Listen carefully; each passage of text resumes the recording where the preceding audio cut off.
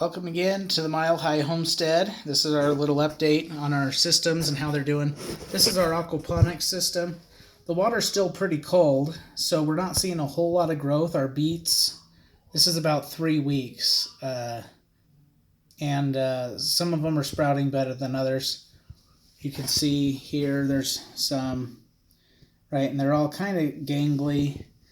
I'm going to put a fan in here to kind of help with some of that, but where's the other one? Oh, here we go. And then as the water warms up, I think we'll have, I have a little sprout, a pepper plant sprout here. And then over here we've got an eggplant, and sorry, I said sprout, but they haven't sprouted yet. The seeds haven't germinated. It might still be too cold, so we'll kind of see. We don't want to do any active heating. What we've got in here, you can see we've got our 2 fish. They're still doing okay. We've got an algae eater in there somewhere. Let's see if I can get him on this other side. There we go. Anyway, he just kind of hangs out on that most of the day. Not a whole lot of algae collecting in there, so hopefully he's got enough to eat. We'll kind of see. And then we've got some sprouts. They got watered and they're just a little droopy today. So like I said, we're going to put a fan in here to help with some of that. So these are, I can't remember which is which, but these sprouts are all different types of squash, zucchini or summer squash. We've got a little beet sprout in here too. It's pretty gangly. Now right here and right here we also planted some of these squash seeds, and no germination. They were older seeds. They didn't germinate. I did just plant a cayenne pepper plant right here, so we'll see if that sprouts. It might take a little longer for it to warm up enough for it to sprout. And then we've got this little baby. I think this is arugula. It was just kind of a stray seed that was in the soil that we topped this plant with earlier, and we're just kind of seeing what happens to it. This is a very well draining soil for kind of like a desert palm type mix, so we'll see how it does in there. It's just kind of fun to see the sprouts. We got some flowers in here too that just started sprouting. These are going to be flowers. We got this seed tray. We're going to start our peppers and our basil in here this week, and we'll see. I might get another one of these. These are the 72 cell containers. I'm thinking of getting another one of these and getting a bunch of cuttings from the ponderosa pine that's in our yard and trying to propagate those. So I'm going to mess with that this weekend, probably on Saturday. So that'll be fun. There's all our seeds, some of which are open, some not. And yes, that should be stored in a dark, cool place. Haven't got around to that yet. Here's our current bush. This is not, clearly. This is one of our either zucchini or summer squashes. It's been doing really well. This leaf wasn't even here 2 days ago. So anyway, I think this one's going to really start taking off soon. This has really started establishing, this current bush, and putting on new growth. It only had about 5 small leaves when we first got it.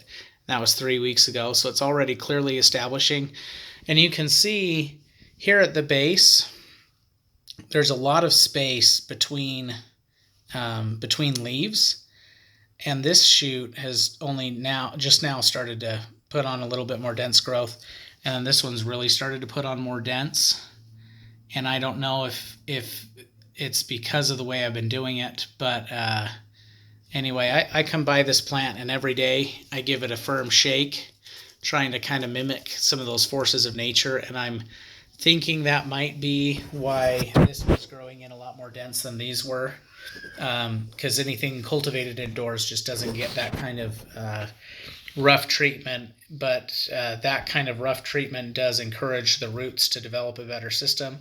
And once again, we're kind of experimenting here, but I figured while this thing's just getting established and while there's plenty of room in the pot, it wouldn't be the end of the world if this year I put a squash plant in here, let the foliage kind of come over this way, and maybe we'll even kind of tie it up a little bit so it's not competing in any way for light with the currant bush, but it is going to be using the same water, the same root system, and then when we cut it, we'll just cut it at the base at the end of the season or whenever we decide it's getting too big or in any way interfering with this currant bush. Anyway, when we cut it, the idea is that that root system will slowly decompose and release nutrients back into the soil for this currant bush over time. I don't know if that's a load of hokum or what, but anyway, we'll see how that goes. Got a couple more flower sprouts here. This is kind of a mess because this is where we have the ducks, but anyway, this is our herb garden. The soil had a few I don't know what you'd call them, not scavengers, stowaways, if you will.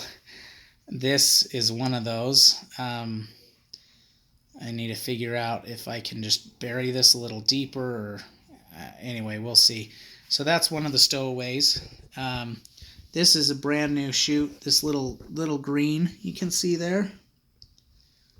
That little green blade, that's a new shoot from a new herb seed. We planted probably a dozen different types of herbs in here just to see kind of what sticks. You can see this one's another stowaway. Anything that's about this big was just kind of a stowaway in the soil. They weren't buried properly, so we're kind of having mixed results, and we're just kind of waiting to see how they turn out. And then we did have some more sprouts in here from the herbs. Where were they? Oh, they're right here. They're little bitty baby sprouts. Let's see if we can get that to focus. There we go. It's hard to get that to focus, and just to kind of show how small they are. I mean, that's my finger. So you can see they're just itty bitty. I can't remember what they are. That's the fun part of having an herb garden, where you just kind of identify a zone of it and scatter a bunch of seeds and see what comes up. Is you don't know what's coming up. But we're excited to see what comes up in this herb garden, and hopefully as the weather warms up, we're having one more cold snap tonight, and then it should be warming up every day after that, and we'll see what happens. But anyway, thanks for watching and staying updated on our little projects here, and we'll do another update this weekend when we put a better roof on the chicken coop and do a couple other renovations to get it to where it needs to be for our little feathered friends. Thanks for watching.